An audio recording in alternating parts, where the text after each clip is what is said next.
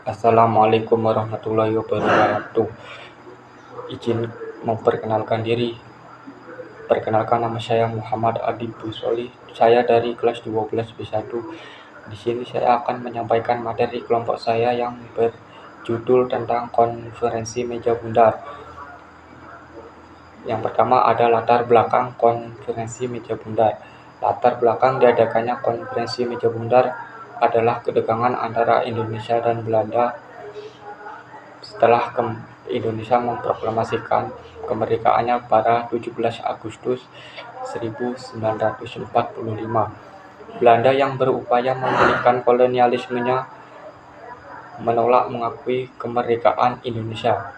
Bermula ketika Indonesia memproklamasikan kemerdekaannya pada tanggal 17 Agustus 1945 oleh Soekarno dan Muhammad Hatta ditolak oleh Belanda karena Belanda ingin memulihkan kolonialismenya yang sempat berhenti karena pendudukan Jepang dari tahun 1942 sampai 1945.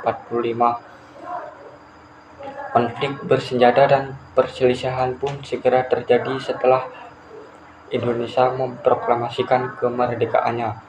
Kemudian Dewan Keamanan Perserikatan Bangsa-Bangsa (DKPBB) ikut serta dalam menyelesaikan konflik antara Indonesia dan Belanda. DKPBB mengeluarkan sebuah resolusi pada tanggal 28 Januari 1949 dan memutuskan untuk membentuk UNCI atau United Nations Commission for Indonesia dan melakukan beberapa pertemuan. Dalam pertemuan tersebut, lahirlah kesepakatan untuk melaksanakan KMB di Den Haag. Kedua, pengertian konferensi meja bundar atau KMB. Konferensi meja bundar adalah sebuah perundingan antara Indonesia, Belanda, dan BFO atau negara-negara federal buatan Belanda di Den Haag pada tanggal 23 Agustus sampai 2 November 1949 yang bertujuan untuk menyelesaikan konflik dan mencapai penuh kedaulatan Indonesia pada saat itu. Tujuan utamanya adalah untuk menyelesaikan sengketa secara damai, mendapatkan pengakuan kedaulatan Indonesia, membentuk negara Indonesia Serikat, dan menentukan hubungan pasca kemerdekaan antara Belanda dan Indonesia termasuk utang dan status wilayah Irian Barat. Yang ketiga ada tujuan konferensi meja bundar. Yang pertama ada untuk menyelesaikan konflik persenjataan dan agresi militer Belanda secara damai. Yang kedua ada mendapatkan pengakuan kedaulatan penuh dari Belanda. Yang ketiga ada menyelesaikan masalah-masalah lain. Masalah-masalah lainnya itu kayak masalah hutang Hindia Belanda yang ditanggung Indonesia serta masalah wilayah Irian Barat atau Papua. Yang keempat ada mengatur hubungan pasca kedaulatan. Mengatur hubungan pasca kedaulatan itu maksudnya kayak antara Indonesia dengan Belanda itu melakukan kerjasama di bidang politik atau bidang ekonomi secara penuh. Yang terakhir ada menentukan bentuk negara Indonesia pasca kemerdekaan. Indonesia itu entah negara federal atau kesatuan, makanya mereka itu ikut memasukkan pembentukan negara Indonesia itu serikat atau federal dalam perundingan KMB tersebut. Yang keempat ada tokoh-tokoh dalam konferensi meja bundar. Yang pertama dari delegasi Indonesia. Yang pertama ada Muhammad Hatta sebagai ketua delegasi Indonesia.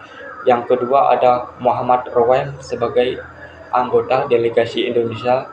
Yang ketiga ada Profesor Dr. Supomo sebagai anggota delegasi Indonesia dan ahli hukum.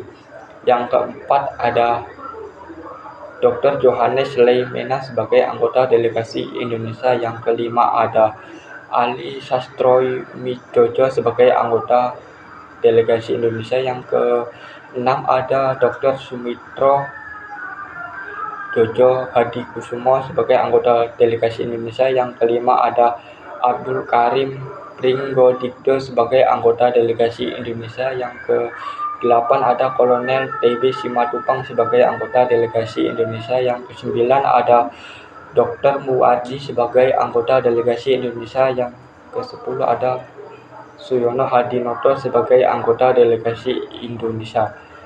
Delegasi Belanda yang pertama ada Mr. J.H. van Marszeven sebagai ketua delegasi Belanda. Yang kedua ada Mr. Du Sticker sebagai wakil ketua delegasi Belanda. Yang ketiga ada Dr. J.H. van Rooijen sebagai wakil kedua delegasi Belanda. Yang selanjutnya ada delegasi BFO. Yang pertama ada Sultan Hamid II sebagai ketua delegasi BFO. Yang kedua ada Anak Agung Gede Agung sebagai wakil ketua serta perwakilan dari negara Indonesia Timur. Yang ketiga ada T. Zulkarnain sebagai perwakilan dari Sumatera Timur.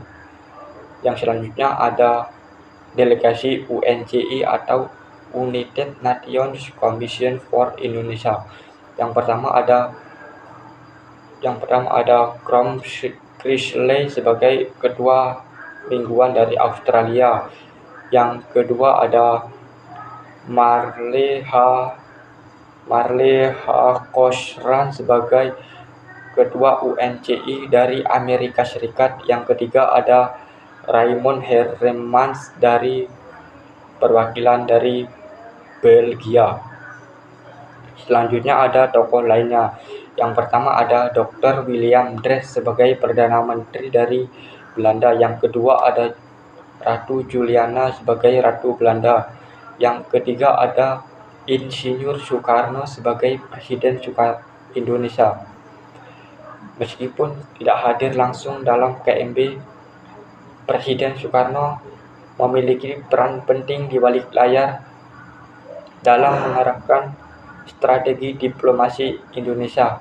Keputusan-keputusan penting tetap dikonsultasikan dengannya. Isi konferensi meja bundar. Yang pertama ada Republik Indonesia Serikat. RIS dibentuk sebagai negara serikat yang masih terikat di bawah kepemimpinan Ratu Belanda. Yang kedua ada Belanda akan menyerahkan kedaulatan kepada RIS paling lambat pada akhir tahun 1949. Yang ketiga ada RIS akan menanggung semua hutang Hindia Belanda. Yang keempat ada status wilayah Irian Barat akan dibahas setahun setelah pengakuan kedaulatan Indonesia. Yang kelima ada penggabungan Tentara Kerajaan Negara Belanda KNIL dengan Angkatan Perang RIS dan secara bertahap mereka digabungkan untuk penjagaan keamanan wilayah Republik Indonesia Serikat pada saat itu. Yang selanjutnya ada dampak positif. Dampak positifnya itu ada pengakuan kedaulatan.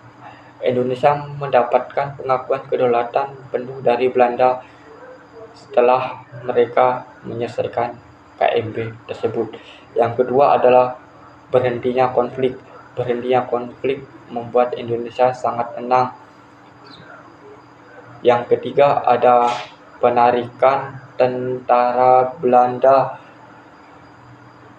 Yang keempat ada kesempatan pembangunan. Maksudnya dari kesempatan pembangunan ini, Indonesia memiliki peluang besar untuk membangun bangunan atau infrastruktur besar-besaran setelah Indonesia merdeka.